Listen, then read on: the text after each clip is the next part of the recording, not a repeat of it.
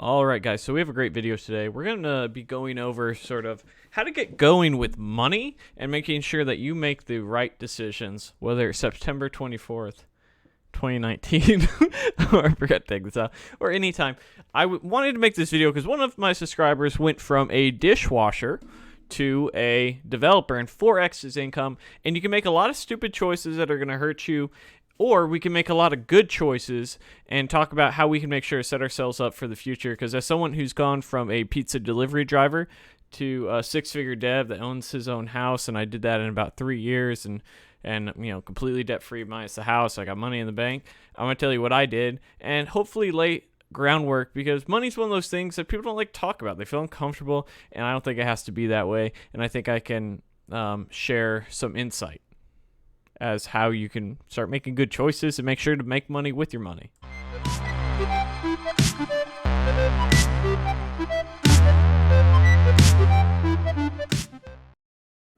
Might I take a moment to recommend our long-term sponsor. Long-term as in we've been working together for almost 3 years now, which is pretty crazy. And a lot of changes have happened at Dev Mountain. They've changed a couple locations in the past to now they're in the Lehigh area. They're also in Dallas and Phoenix. But if you're interested in considering a coding boot camp, might I recommend devmountain.com. They have programs in full stack JavaScript, iOS development, QA, UI, UX. You can find out more information at devmountain.com. All right, so before we get started in this video, the one thing I want to make sure that I say is that I'm not a financial advisor. I do not claim to be. I am no such thing. I'm not a financial guru, anything like that, and I do not represent my employer. I think that's especially important to say because they are in sort of a financial business. This is all personal opinion based off of anecdotal evidence and things that to me just make common sense. And there's not going to be, hopefully there's not anything that's too spicy in here that you're like, oh man, this blows your mind. Hopefully it's going to be some common sense stuff. So with that being said, let's talk a little bit about my background. As I mentioned, I was a pizza delivery driver. Now I'm doing much better for myself. So what you see here is the last 6 years of my income. 2013, I had $4,000 of taxable income. Believe it or not, it went down in 2014, 2015, all about the same. Then I about 12x my income in 2016 when I said I'm dropping out of school and I'm going to, essentially I'm going to grind my way, and took on my first role. And then every year from there, my income has significantly gone up. I went from 48,000 to 72,000, 97,000, and this year I'll be somewhere between the 140, 150 range. So why do I bring that up? Well, so that sometimes people think that you have the silver spoon and that it's like, Dylan, you always were good with money because you always had. No, Dylan's been broke the majority of his life, and I don't plan on going back. And so I want to make sure that you guys are making good decisions.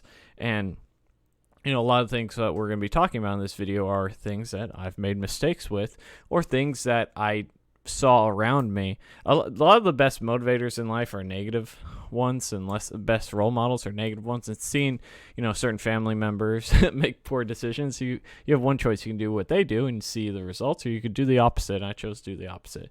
So where to start? Well, first thing I want you to understand is that your very first instinct is going to be like, oh my God, I'm no longer broke. You just got that first junior dev job. And for the majority of people who are getting their dev jobs, it's not usually a career change in the sense of like you're going from a accountant to a developer, where maybe you had a normal median salary of like 50, 60,000, and you're going to 50, 60,000. I'd say a good portion of people, this is their first real job, right? This is their first job, or first career, if that makes sense, where you call it a career, you have a salary, you have benefits. A lot of times your first instinct is time to reward myself. This is a very poor thing, and you need to fight against this. And you see this a lot with people who had just gone to college, got all this debt, and they're like, dude, I just spent 4 years. What do you mean I can't ball out of control? We're not there yet. The balling out of control comes later.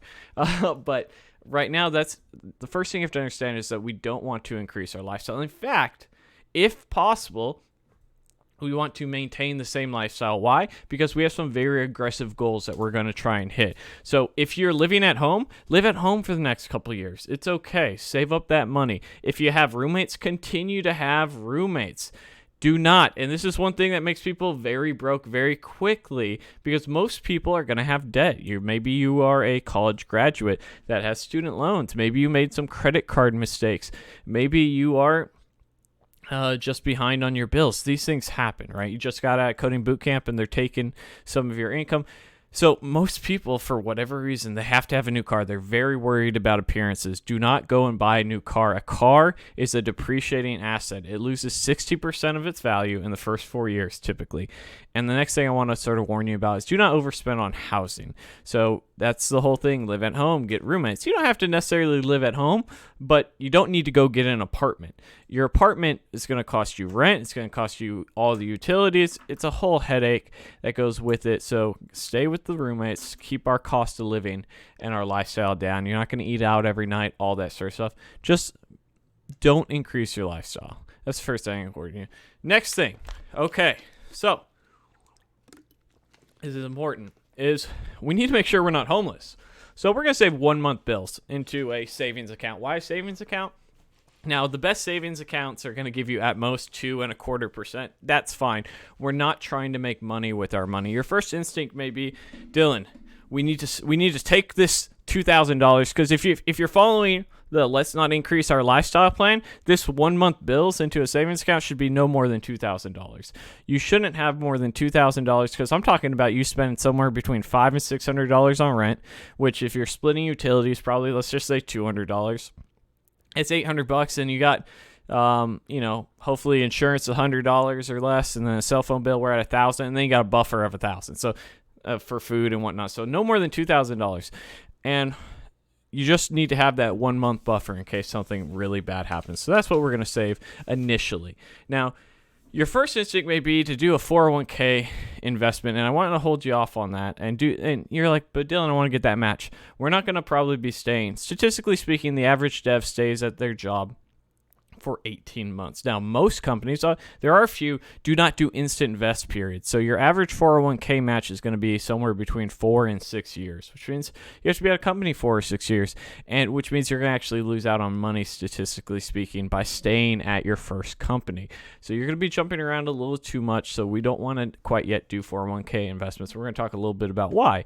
Well, because the very first thing that we're going to do here is we're going to go and tackle our debt. This is the most important step. I say second most important step, but it's the first thing that we're really going to do after we save our initial 1 month savings. Make sure we're not there. And this is going to be pretty basic. If you haven't read the Total Money Makeover and you have absolutely no idea how to handle money properly, I'd recommend that. There's a link in the description below where you can get it. I read it. I didn't really learn too much, but if you are like, look, Dylan, I have no idea how to get my life together financially, I think it's a great book for you to get going. Now, first thing that we're going to do is we're going to pay off the smallest debt first. Your instinct may be to pay off the highest interest rate, but one of the things that, as you've learned as you got your first junior level role, is that milestones are important. They keep you motivated. They keep you focused, right? If you finish that first project, you're so excited, even if it's just a tribute page. But you go and your very first thing you build is a full stack application with authentication that you never get done. It sort of kills the momentum. Same thing has been proven with paying off debt. We want to actually eliminate our debts one by one until we are debt free. That is our goal here. Not we want to lower our debt. We want to be debt free. So we're going to pay them off smallest to largest. All right. Point I want to make here is that broke people don't have credit cards. Credit cards are not for broke people do have credit cards, but if you think that that credit cards are the right thing to do when you're broke, you're mistaken. I didn't get a credit card until I was making $100,000 a year, unless you're talking about those first years that I was making $4,000 or $5,000. It's a bad thing, because what's going to happen is that interest is going to kill you. When you don't make enough money to have a credit card, naturally things happen. When a $500 expense comes, and it will happen, a car accident, a ticket, whatever it is, and all of a sudden now you're paying 20% interest on your loans. We don't need this. I do think it's okay later on to get a cash back card when you are, later on in your career when you have everything paid off. I think that's fine. But right now, you don't want any credit cards. You want to pay them off. And if they have any fees, you want to cancel them outright after you pay them off. And one last thing I wanted to note here about this is this 20% red to 8% green swing. Why is it so important not to have any debt? And why is it so important not to have credit cards? And what's going to happen? Well, that 20% red is us being in the red 20% with this specific amount of money. And what I mean by that is that's the interest we're paying on it. And that 8% green swing, that is a healthy return that I think you can get by us paying off that debt, freeing up our income, which we then can invest in various items that could probably make us 8% a year. That's an aggressive number, but I think it's an acceptable one. And so we can actually have a 28% return if you look at how worst case to best case. Best case is probably closer to 10%, but we can have a 28% return looking from doing the worst thing with our money, which is paying interest on it, to going and making money with our money, which is what we're going to talk about next. So year 2, the unfortunate circumstance. Well, you still have more debt, and that's understandable at times. Hopefully you didn't increase your lifestyle too much, and I'd say the average developer starts at about 50, 60,000, and depending on how that goes, if you account for $20,000 of lifestyle and living, and then you say, okay, well, maybe I threw $15,000 at my debt, you might have more debt. So if you still have more debt, student loans, whatever it is, we're still paying off that debt. Our goal number 1 after our savings is to eliminate all of our debt. We don't want to have our money increase and pay more money than what we owe. We want to eliminate that out the gate. So that's the unfortunate. The fortunate circumstance, which I hope most of you are in, is we're going to save and invest. You say, Dylan, are we at the 401k match? Probably not, but maybe. If you're working at a fantastic company that's paying you above market rate, okay, let's do that match. Or, you know what? You're saying, you know what? Maybe I'm not going to get that match, but I just want to start saving for retirement because there's tax benefits and stuff like that. If you do a traditional 401k, you can deduct the amount that you're putting in it to lower your taxable income. So that's a possibility as well. Now, at this point, we've said, okay, well, we have no debt. We've eliminated our debt. Congratulations. You are doing fantastic. This is one of the best things that's going to happen to you in your life when you don't owe anybody money. It's going to be a liberating experience, and you're going to move on to the next step, which is going to feel very nice. But we're going to up our savings to a minimum of 3 months. Now, 3 months, I think, is a healthy amount of time for a developer. If you are watching this video and you are not a developer and you don't believe that you can get a job in 3 months, up that to 6 months. Developers, I think, are in the safe zone of you should be able to get a job in 3 months. No problem. No questions asked. Now, one thing I want to say here is this should have probably happened in the first year, but by the second year at the very least, we want to have 3 bank accounts. Why do we want to have 3 bank accounts? Well, money has this thing of once it's in one account that you do everything with, it gets spent however you want it. So we don't have everything accounts. We have 3 separate accounts, okay? And you're going to have these separate accounts that when you get paid, every company nowadays is going to be direct deposit. You're going to split it up however it makes sense. In an ideal situation, because we've kept our cost of living very low, we're going to have one third of our check going to spending. That's going to be things like utilities. That's going to be things like food, gas, going to the movies, little things like that. 1/3 is going into investments. And if you are investing into a 401k, you can lower that amount a little bit. That's total investments. And then we're going to have 1/3 going to savings/housing. So that's going to be what a third of your money is going to go towards housing. And why is it savings? Well, if you don't need a third of your money for housing, it's okay to turn that extra money into savings. It's okay to maybe savings being, because we're going to talk about that in year 3, but you might actually, maybe treat yourself a little bit. Savings for a vacation doesn't necessarily have to be savings for investment. We're investing a third of our income. We're doing fantastic. You don't need to do more than a third of your income. If you can, bless you. But,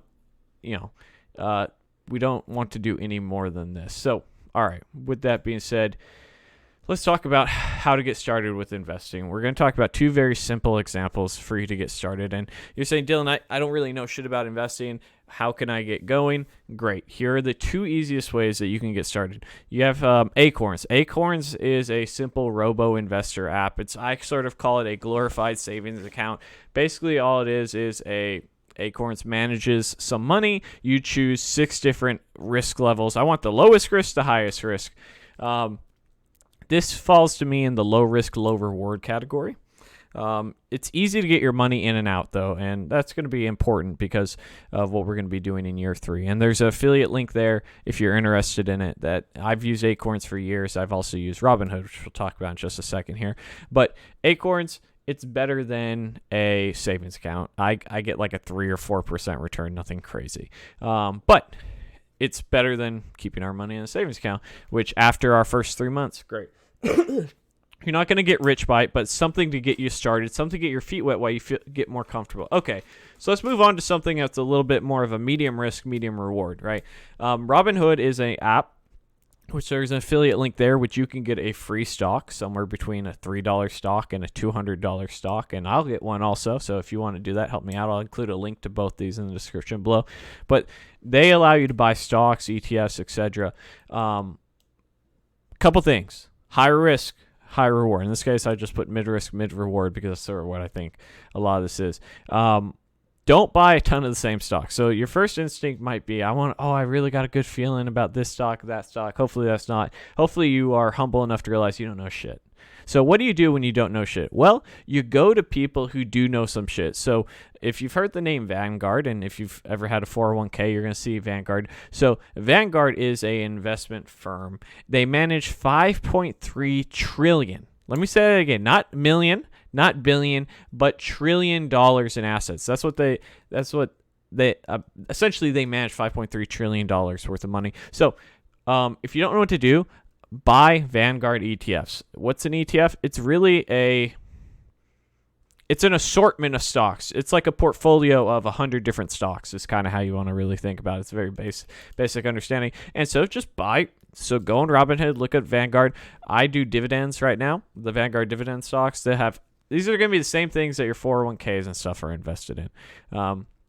So one thing to keep in mind is that when you're investing in stocks is that if you don't plan on having, so there's essentially if you cash out early, which means in the first 2 years you pay additional taxes on top of capital gains, which is okay if you made money. If you didn't make any money, you can write it off. But I would say, traditionally speaking, your stocks, as long as you put in some safe enough blue chip stocks, which would be like your major S&P 500 companies, the 500 biggest companies in the world, you'll be all right, or in Vanguard ETFs. But you should only cash these out. This is long-term, much more long-term investments. Acorns, glorified savings account. But these are two of the most simplest ways you can get going with investments. Why? Hopefully you're educating yourself. Now, okay, year 3 plus. This is the ideal situation and how we're going to fast track it. This is how we're going to make sure that we are continuing to do, and this is where I'm at, and this is where I hope you will be at as well. So we're going to increase our cash savings. By year 3 plus, by year 5 of your career, you should already have an idea if you're going to stay at the company you're at. It's sort of like 31 flavors where you've sampled a couple companies, a year here, a year there. You figured out what you like. You've sort of worked your way up from these small to medium-sized companies. Now you're at these larger companies that have better benefits, better pay, lower stress, lower expectations, where they're not trying to drain every ounce of energy and every piece of stress out of you. So hopefully you have an idea. So start thinking about what's important to you. In my case, it's cost of living and location. I always wanted to make sure my money could make more and that I didn't have traffic. So think about where you want. It may not be where you want to be, where you currently are, because we're going to move on to the next stage of life, which is about purchasing a house. And now if you're not here at year 3 or 4 or 5, you'll get there very soon.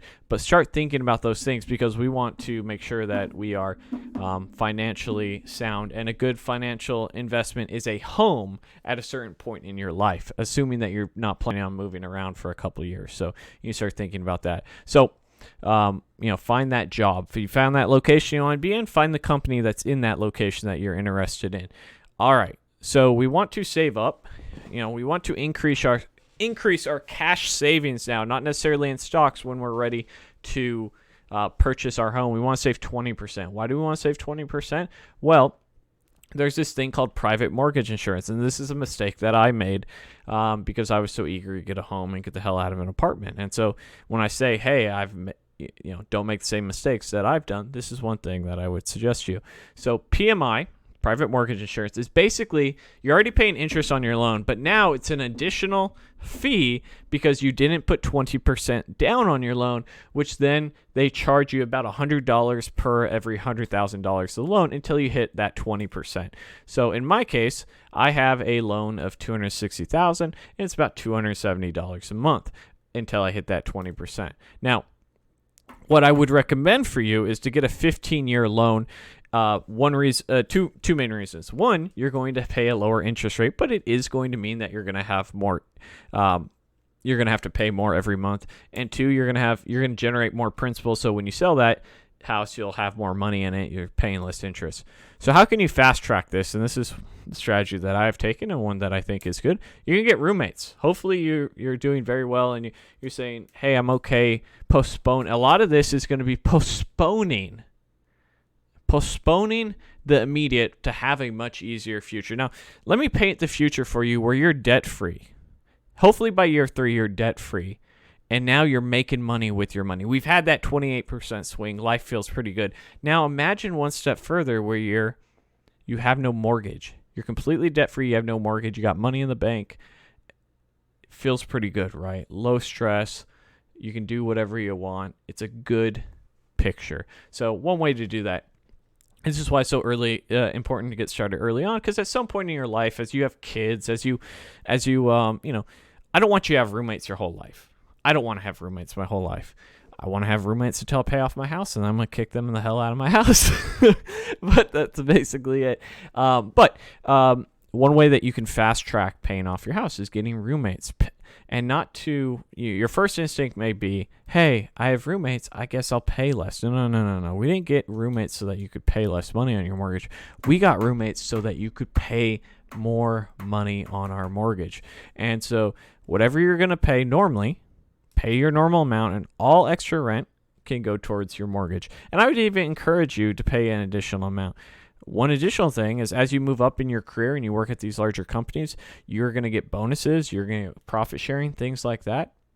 None of this, you're not going to have any debt to pay off except your mortgage if you did this right. We're going to take all our bonuses, all our profit sharing, pay it towards mortgage. I got a $5,000 or $4,000 mortgage and bonus last year. Boom, next day. Don't even want to think about how I need a new car, or I need this, I need that. Don't even want to think about that. If you follow this strategy and you don't have any debt and you're investing and you're doing everything, you should be able to pay off your home in 5-10 years max.